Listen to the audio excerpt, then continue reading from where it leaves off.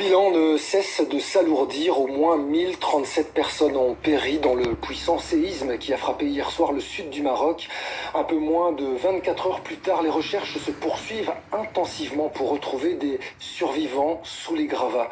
C'est désormais la priorité des secouristes. Mehdi Ouriagli avec Juliette Davlet-Mirzaeva.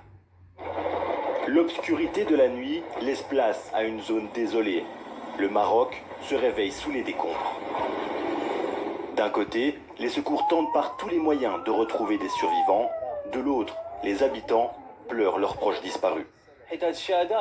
Les maisons étaient déjà dans un état fragile avant l'arrivée du séisme. Et les dégâts sont considérables. Ici même, nous avons perdu un voisin. Et là-bas, une jeune fille a perdu la vie et son frère a été blessé à la jambe. Pour les Marocains, c'est le début d'un long combat pour la reconstruction et la survie. Beaucoup ont perdu leur maison ou vivent dans des conditions très difficiles. Beaucoup de résidents sont blessés et n'ont pas pu entrer dans leur maison. Il n'y a aucun moyen d'y entrer. Mes parents sont malades. Il faut aller chercher de l'aide. On ne peut pas continuer sans eau et sans électricité. Pour aider les blessés, un appel au don de sang est lancé. Un appel entendu. Les Marocains n'hésitent pas à donner de leur personne. Les blessés dans les hôpitaux ont besoin de sang.